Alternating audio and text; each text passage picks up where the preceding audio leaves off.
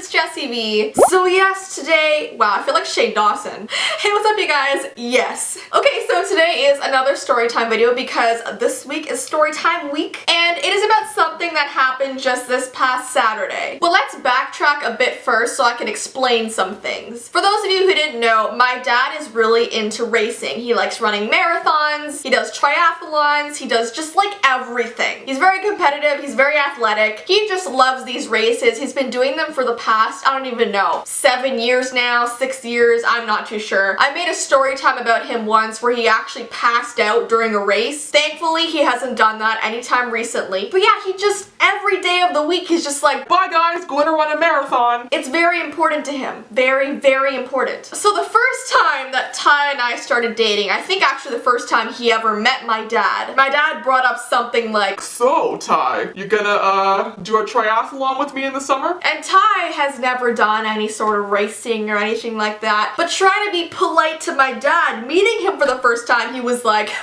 yeah?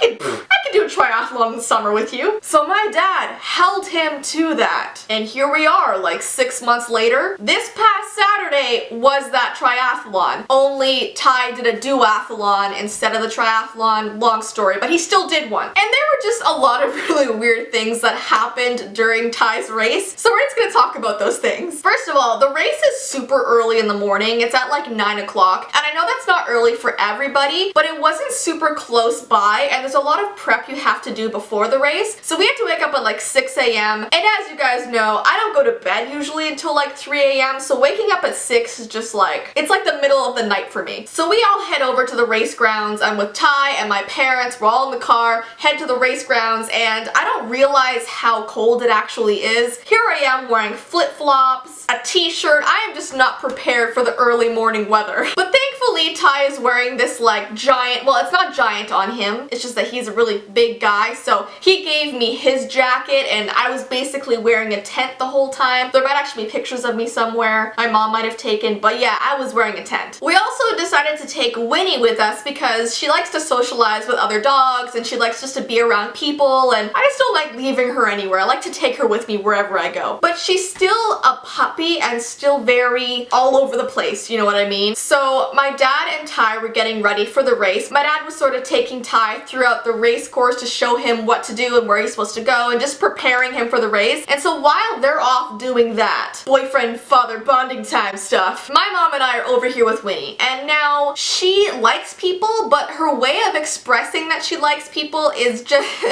is barking and trying to like run at them. So I have her on a leash, but she's like, every time a person walks by, she flails around and they get startled. They'll be walking normally and they'll pass Whinny and she'll freak out and they'll be like and I'll be like, she's fine, she's a puppy, she doesn't bite, she's just really excited. I just get nervous of her like hurting herself because obviously it's like the leash is attached to her collar, but she'll pull like so hard on her neck and like flail around. I feel like I need to get her one of those harnesses, you know, the ones that actually just go around like the dog's body, because like her neck! There was not one moment during that day of the race where she would just sit down normally, like a normal dog, and just like, you know, be there, away from the crowds. She just wanted to like eat everything and everybody. And I felt so bad because this one old lady, she was so old. See, Whinny likes to bark at people and sort of run at them, but she never growls or gets aggressive. But this little old lady with her little cane walks by Whinny just, you know, ever so calmly and gently, and Whinny like starts growling and howling, and I've never seen her, like she was like frothing. I've never seen her so like aggressive towards someone, and I was like, Whinny, of all people, this is an old lady. She has no way of defending herself. She could probably just poke you with the stick and you'd probably eat the stick. You'd probably take her walking stick, use it as a toy, chew it up, throw it away. Someone's phoning me. Do you not know I'm doing story time right now? I always get random calls from just places around the world. I got a call from Switzerland 2 days ago. Who do I know in Switzerland? No one. Anyways, this man that was with the old lady looked at me and he was like, excuse me, calm your dog. And like, I understand that, sir. I get it. It's just, Whinny is just untrainable. I took her to training for like 3 months and she didn't learn one thing. One thing. Actually, you know what? One thing she did learn. She learned how to roll over. How is that gonna help me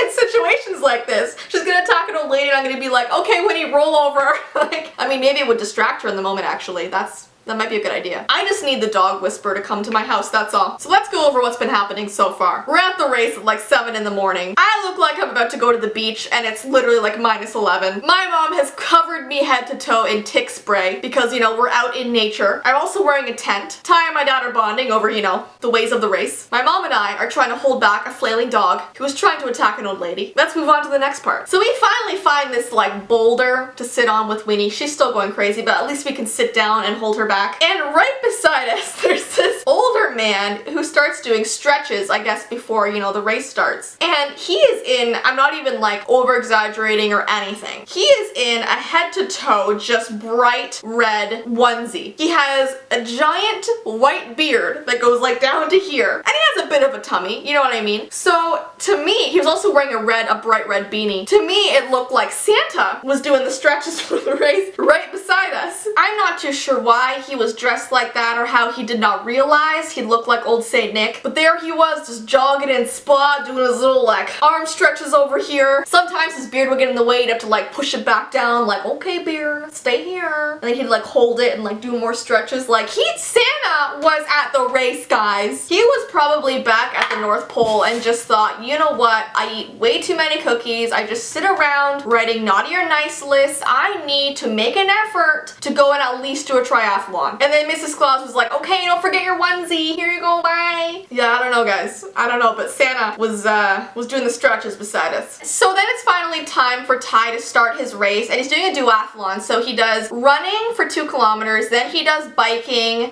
for 30 kilometers, I'm not too sure how long it is, it's very long, I think it's like 30 kilometers, and then he does 7K of running again. So that's like a lot, and it takes a long time. I think the whole race in total was almost, I think it was like 2 hours or something. So the little bell goes off, Ty goes off running, and then we have like quite a lot of time to kill. So while Ty is doing his duathlon, there's also a triathlon happening at the same time down by the beach, and there's like swimmers about to go off. So because we have nothing else to really do, we decide to walk down to the beach. And if you guys have ever watched a triathlon, everyone is basically in their like black wetsuits because first of all, it keeps you warm, especially when it's like literally like -11. Okay, it wasn't that cold. It was like, it felt like 0 degrees, alright? Everyone's in their wetsuits, keeps them warm, keeps them buoyant. It's just sort of a normal thing to do when you're doing a triathlon. But this man walks down to the beach in literally nothing but his underwear. Everyone else looks like penguins in their wetsuits, and he walks through that penguin crowd and he's like, you know what? I don't need a wetsuit. And like my poor grandma, oh sorry, I forgot to mention, my grandparents eventually came as well to watch Ty. So my grandma's beside me and she's like, that boy, that man over there, he's in his underwear. He's in his underwear? Like she was just so taken aback by the fact that he had no other clothes on. And I was like, I'm sorry grandma, look away. Just look away. And especially look away when he comes out of the water because those underwears are white. They're white. Underwears? Underwear? Yeah. So the bell sounds, everyone goes off into the water to swim, and when the guy comes out, because after you do a swim, you instantly go to do your biking, right? So you have to get out of your like wetsuit, and you gotta change into your biking clothes, and usually your biking clothes are underneath your wetsuit, that way you just take off the wetsuit and just jump on your bike. But this guy, because he was only wearing underwear, obviously it got soaking wet, and he had to change into his bike clothes. Well, this guy did not care at all that a whole entire crowd was watching. He just took off those boxers and just like, he was nude. He was in the nude right in front of everybody, including my grandma. And it was so funny because I'm sitting there not even really noticing, and she looks at me and she's like, I see a nude bum.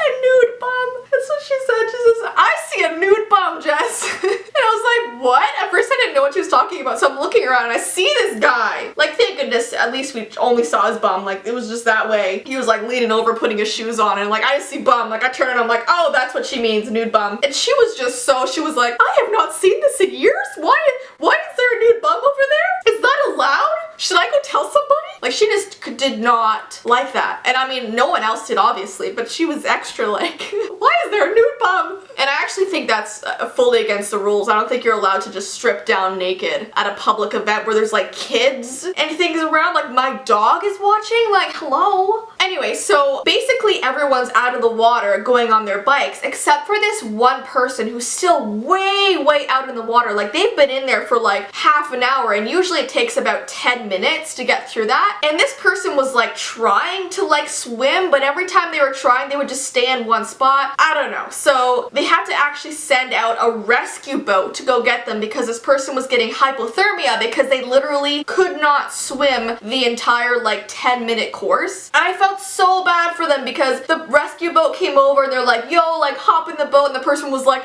no, I can finish.